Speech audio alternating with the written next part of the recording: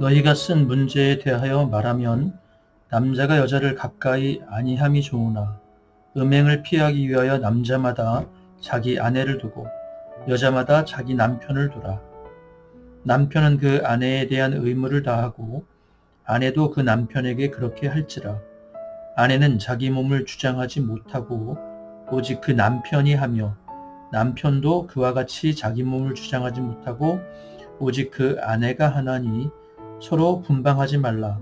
다만 기도할 틈을 얻기 위하여 합의상 얼마 동안은 하되 다시 합하라. 이는 너희가 절제 못함으로 말미암아 사탄이 너희를 시험하지 못하게 하려 함이라. 그러나 내가 이 말을 함은 허락이요 명령은 아니니라. 아멘. 극단으로 치우치지 마십시오 라는 제목으로 말씀 묵상 나누겠습니다. 사람이든 자연이든 또 건물이든 존재하는 모든 것은 균형을 잘 이룰 때 건강하고 또 아름답게 존재할 수 있습니다. 건물이 균형을 잃으면 무너지게 되죠. 또 자연계가 균형을 잃으면 예를 들어 포식자와 피식자의 균형이 깨지면 멸종되는 것들이 생겨나고 자연은 파괴되고 맙니다.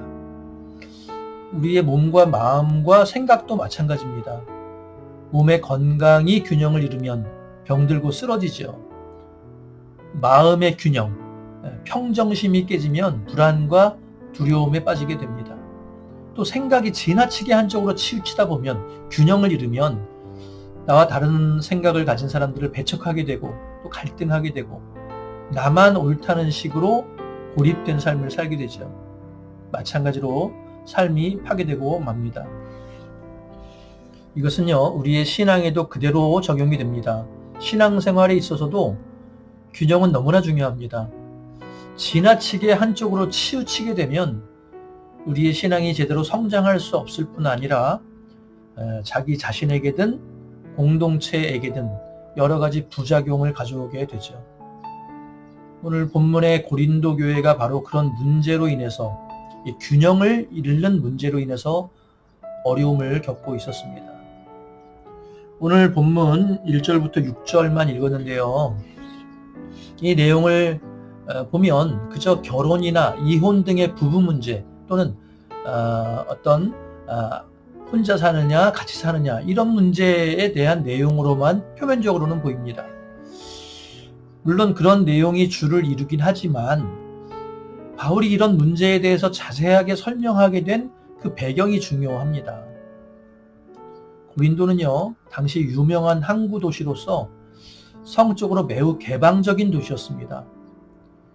대표적으로 아프로디테 신전 중심의 성적 타락 문화가 굉장히 심각했죠. 그러니 교회도 그런 개방된 성문화의 영향을 받지 않을 수 없었죠. 흥미로운 것은요, 당시 성과 관련해서 교회 안에 정반대의 극단이 등장했다는 것입니다. 한 극단은 무엇을 주장했느냐? 우리 몸은 아무렇게나 써도 된다라고 하는 쾌락주의였고요. 그건 이미 6장에 그 내용이 나옵니다. 또 하나의 극단은 성관계 자체가 더럽다라고 하는 지나친 금욕주의가 한 극단을 이뤘습니다. 전자는 우리는 이미 영적으로 완전해졌기 때문에 몸을 아무렇게나 굴려도 괜찮다라는 입장이었고요. 후자는 우리의 몸 자체가 부정하기 때문에 부부간의 잠자리까지도 피해야 된다라고 하는 그런 입장이었죠. 극과 극이 지금 부딪히고 있는 겁니다. 그런데 흥미롭게도 이 두 극단은요, 정반대인 것처럼 보이지만 사실 뿌리는 하나입니다. 몸과 영혼과 무관하다. 그러니까 몸은 영혼과 무관하다. 이것이 바로 헬라적 이원론이죠. 그래서 한쪽은 그래서 마음껏 아무렇게나 써도 된다라고 했고 다른 한쪽은 아예 쓰지 말아야 된다라고 한 것입니다. 그래서 바울은 그런 두 가지 극단에 대해서 지금 바로잡고자 오늘 본문의 내용을 서신에 담은 것이죠. 그 대략 내용을 몇 가지로 정리하면 이렇습니다. 간단하게만 정리하면요. 첫 번째, 결혼한 부부는 서로에 대한 성적 의무를 다해야 된다. 이것이 2절부터 5절의 내용이고요. 또 두 번째 6절부터 9절의 내용을 보면 결혼과 독신으로 지내는 것, 이 모두가 하나님의 은사이니 각자 은사를 받은 대로 살라라고 말합니다. 또 마지막으로 10절부터 16절까지는 이미 결혼한 자는 이혼하지 말고 또 믿지 않는 배우자와도 평화롭게 살아라 라고 권면을 합니다. 그런데요, 여기 덧붙이는 말이 있죠.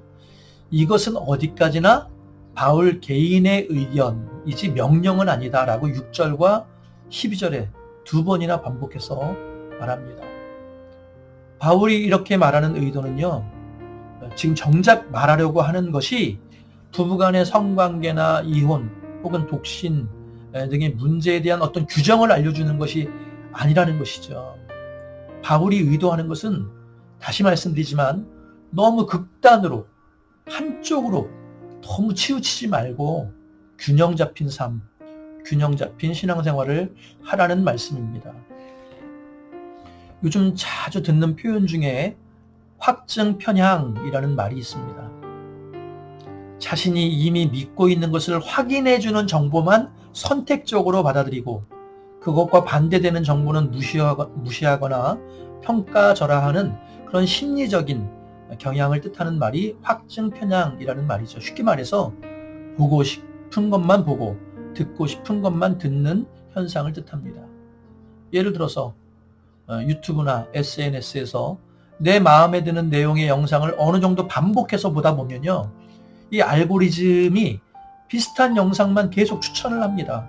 그러니 계속 같은 내용의 영상만 보게 되고 결국 세상에는 그 견해만 존재하는 것처럼 느껴지게 되고 다른 견해는 아예 거짓처럼 보이기 시작하죠. 그러다 보면 균형을 잃어버리게 되고 극단으로 치우치게 됩니다. 정치적으로도 그렇고 또는 문화적으로 또는 신앙적으로도 극단으로 치우치게 되는 것입니다. 그러다가 무너지게 되고 혹은 이단에 빠지게도 되고 사이비에 빠지는 그런 일들도 난무하죠. 개인도 무너지고 공동체도 분열되고 맙니다. 바라기는 오늘 저와 여러분은 한쪽으로 치우치지 말고 균형을 잘 이루는 건강한 성도님들 되시기 바랍니다. 특히 우리의 신앙이 균형 잡힌 신앙이 되어야 합니다.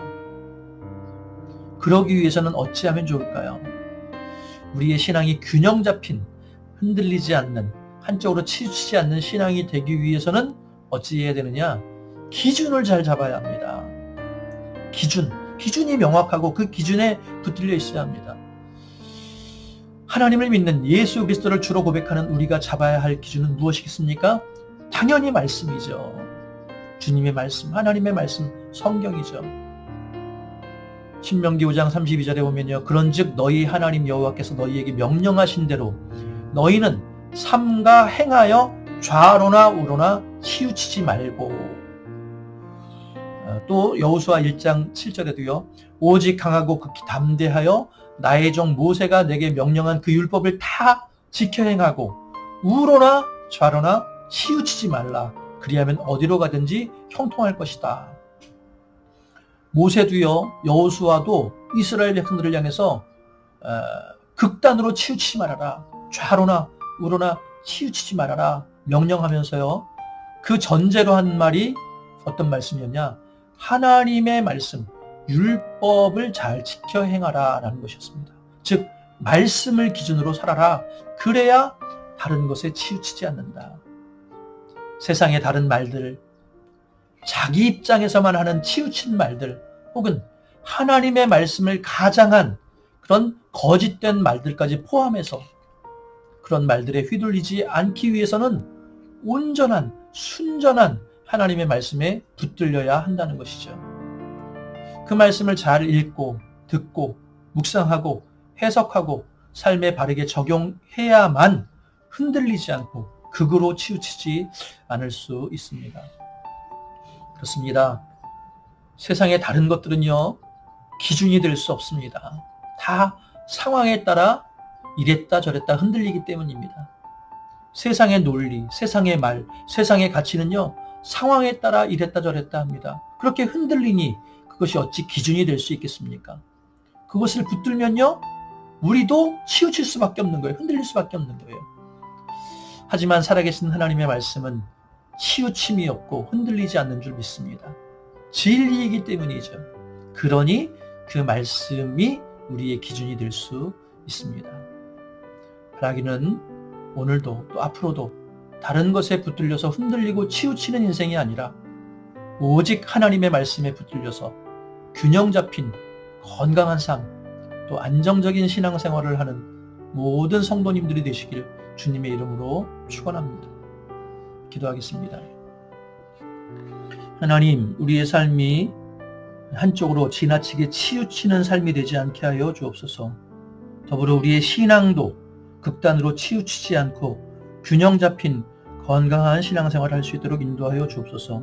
이를 위해서 세상의 다른 말들의 귀를 기울이는 것이 아니라 오직 순전한 하나님의 말씀을 붙들고 그 말씀에 붙들려서 살아가는 우리 모두가 되게 하여 주시옵소서.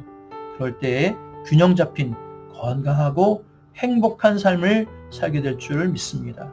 그런 은혜를 누리는 우리 모두가 되게 하시고, 특별히 우리 성도님들 간절하게 기도하는 제목마다 하나님 꼭 응답하여 주시고 여러 가지 어려움으로부터 피할 길을 허락하여 주시옵소서.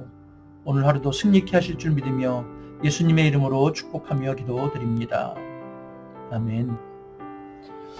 네, 오늘도 주신 말씀 붙들고 그 기준 붙들고 흔들리지 않는 그런 신앙의 삶을 살아가시는 저와 여러분들 되시길 바랍니다. 같이 오늘 말씀 붙들고 기도하겠습니다. 또 교회를 위해서도 함께 기도합니다.